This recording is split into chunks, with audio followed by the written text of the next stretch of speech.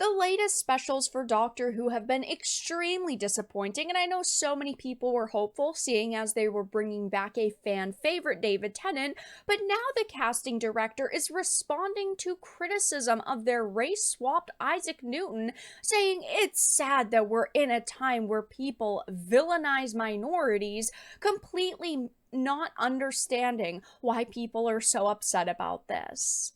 I have a few different things that I want to show off, but before we get into the topic, if you enjoy the content I create, check out the links in the description, follow me on social media, and consider supporting through Patreon or via YouTube memberships. So I wanted to primarily reference this Bounding into Comics article.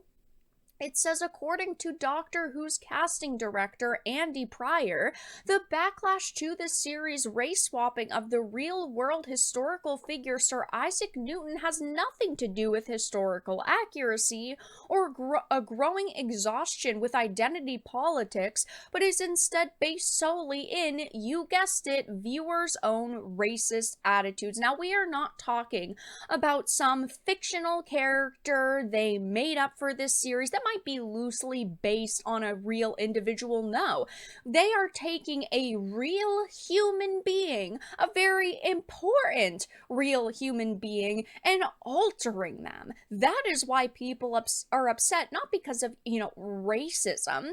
It says, taking place in Wild Blue Yonder, the second of 3 new Doctor Who holiday specials helmed by Russell T Davies and produced in honor of the 60th anniversary, the historical revisionism in question saw the real-world English physicist brought to life by the half-Indian, the Witcher blood origin actor Nathaniel Curtis. Now, I of course have nothing against this individual, but I do have to say, when his most notable piece of work is the Witcher blood origin, he was going to be in for a bad time no matter what. That show was truly abysmal in the fact that this is the same actor that was in that one of the lead characters in Blood Origin, just, instantly leaves a bad taste in my mouth. But, again, we are not talking about a fictional character here. I mean, this is the same exact thing that the BBC did to Anne Boleyn. Just a few years ago, they came out with this docudrama series, and of course, she was race swapped. This is also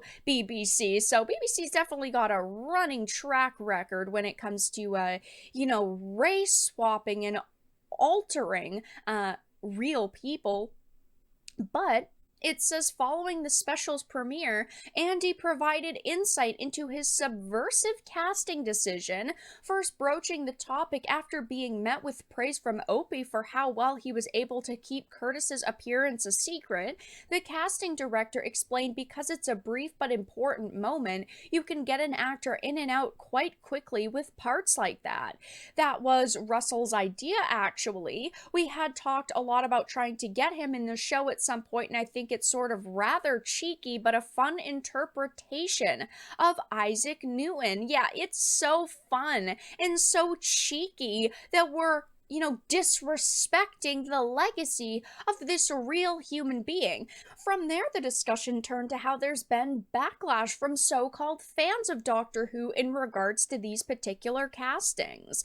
In turn, Andy asserted, it's sad that we're in a time where people villainize minorities, and proceeding to broaden his argument, he continued, it then becomes even more important to give people a voice and for people to be represented, especially for young people growing up who might be trans or from any minority. If they can see themselves on screen, then that can be a huge lifeline for some people. That can make them feel part of the world, which indeed they are, but they were already part of the world. And he's saying it's so important for these marginalized people to see themselves on screen that it's like a lifeline for them. So you're saying that telling them a lie is a lifeline? Because that's what you're doing. You're lying to them. You're making them believe that a very important historical figure, someone who's part of the foundation of the science that built our civilization, looked like something or someone that he wasn't? He wasn't them. So how is lying to those same people that you claim to be helping actually helping them? That's hurting them. You're disrespecting their intelligence and expecting them to just accept it. You're not creating a new original character with a unique backstory. This is someone who actually lived.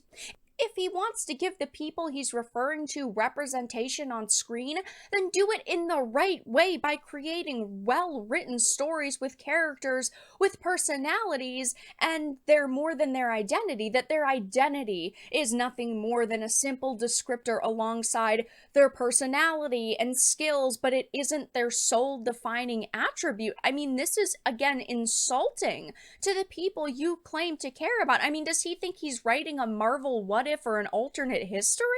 The characters in Doctor Who that are historical figures are at the actual people from our universe, and Doctor Who isn't supposed to take place in some alternate universe, so those characters should look like they did in real life, even if the story of the episode is adding events to their life that of course didn't really happen because Doctor Who isn't real. But the historical figure themselves are supposed to be the embodiment of the person that actually lived in our reality. It's like with the Van Gogh episode during Matt Smith's run. The Doctor and Amy travel back in time to meet Vincent and face an invisible monster that only the painter can see, and so they have to bring him to the present, and he gets to see how beloved his work is and how famous his creations became, and it was, in my opinion, one of the best episodes the show has ever had because of how well acted it was, but also how it was a very respectful what if, but they didn't change him, they didn't change his personality, and even though this event obviously didn't happen because time travel, is not real and this could not happen, it was a very respectful decision on their part because it was, the embodiment of who Van Gogh was in real life. But with this latest special with Isaac, it wasn't a what if, and it's not a respectful, interpretation of who he was, and that's the major problem here. And they think that they can just casually get away with this, and that's not the case. I mean, even look at the ratings for just the past few specials. Neon had posted this. I mean, they split the Doctor and the viewership in half. Back as you can see, it says Doctor Who Day of the Doctor is the most popular non-festive episode since 2005, and this was the 50th anniversary. It attracted 10 million viewers, but their 3 latest specials that have released have brought in 5 million, 4.83 million, and 4.62 million. So clearly viewers are just not showing up to support you, and it's changes like this that are the reasons why. Again, it's not racism. It is simply because you do not know how to write good, enthralling stories anymore. You're focusing on identity politics, and that is not what audiences want to see.